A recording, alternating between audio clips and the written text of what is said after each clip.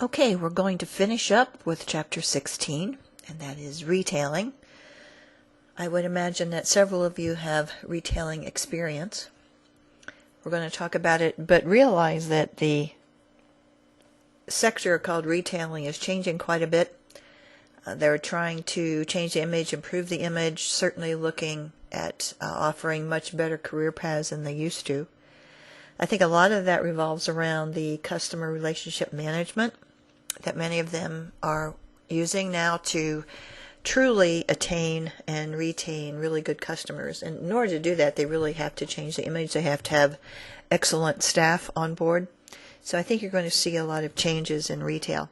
Also remember that we have another video on retailing, and that is the one that Mr. Todd Hale did for us. It's my voice going through his slides, but he actually put the program together. He's with AC Nielsen, and they are probably the number one in the world for consumer research. And he has put together what AC Nielsen feels is the most current trend or trends in retailing, and it's really very positive. So be sure you look at that.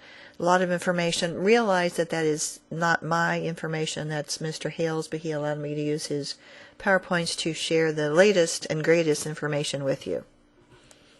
Okay, once again, let's look at the objectives for this chapter. We're going to define retailing and look at how it's evolving, look at some ethical issues, and realize that you're going to find more ethical issues in the retailing sector because that's the area working directly with consumers. And consumers are not necessarily the most savvy customers, but there are certainly not as savvy and as experienced as purchasing agents or professional buyers are in an organization. So I think it makes retailing more vulnerable for unethical behavior on the part of retailers because you have a much less savvy consumer. We're going to talk a little bit about how we classify retailers, and there are so many different classifications. I'm not going to spend a whole lot of time on that. You can read that in the book, and that changes almost daily. We're going to look at the non-store retailing, including some e-commerce, and think about the impact that e-commerce has on the brick-and-mortar stores. Understand the importance of store image. Boy, is that a big one. Their positioning strategy and so on. So this is a fairly short chapter, but it's very important because that's a huge part of our economy, and it's where all of us as consumers buy. Retailing, this is kind of a weak definition. The final stop in the distribution channel in which organizations sell goods and services to consumers for their personal use. In other words, it's the end of the channel of distribution. It's where all of us go to buy. It is a big, big deal. Sales in 2009 totaled $4.5 trillion. 1 in every 10 workers works for retailers. I actually thought it would be higher than that. Retailers are part of that channel of distribution. They do provide time, place, and ownership utility. Anything that we've talked about in this entire course for the entire semester relates specifically to domestic markets, except of course the chapter on international.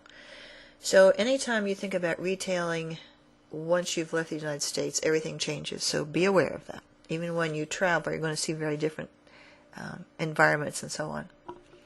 This is something called the Wheel of Retailing, and I'll give you my bias. I don't really believe this. I don't think it happens. I can't find any really good examples of it, but here it is. Essentially, it says that retailers enter at low margin, low price, and they evolve up into moderate prices and so on, up to high prices. This is what's called the Wheel of Retailing, and the whole thinking is that as you enter as a retailer, you learn how to do it better and you become better at it. Therefore, you trade up and you continue to trade up for those high prices and so on. I don't really know if this We'll suggest that once you've gone to high prices, you go back to low prices again. But there it is. A lot of people think it works. You're going to see it in every Principles of Marketing class. So there it is, and you have my bias. I don't buy it, but okay. Now, the retail life cycle. This is very much like our product life cycle, same theory, same piece that we've borrowed out of biology. The introduction, the growth, maturity, and the decline. If you look at what types of stores, retailers are in that retail life cycle, catalog retailers are certainly in decline. Factory outlet stores are in decline. Department stores are at the top of that. And whether or not they'll go into decline, who knows? But the same philosophy, in that there are some types of retailers in introduction, some in growth, some maturity, some in decline. Here are some of the ethical problems. A lot of this stems from customers and employees with shoplifting, employee theft, and so on and so forth. Retail borrowing, where you go use the product, like get a dress, wear it, take it back. Not a good thing. Ethical treatment of customers. I think a huge example of this is what's on the news right now, and I'm recording this in May of 2013. It's the Abercrombie Fitch situation, where they do not sell to anyone over about a size 10 or 12, and people are rather outraged at that. I don't understand why. We have big and tall stores. We have stores for large consumers. Why can't they sell to whomever they wish? I don't understand the outrage, but people are all up in arms because they are, I guess, promoting unhealthy behavior where you are way too thin. I don't know. Ethical treatment of customers, not discouraging certain types of customers, and not selling harmful products. Clearly that is an ethical situation if you're selling harmful products. Classification. And again, I'm not going to spend a lot of time on this because there are so many types of retailers. You can look at that in your book.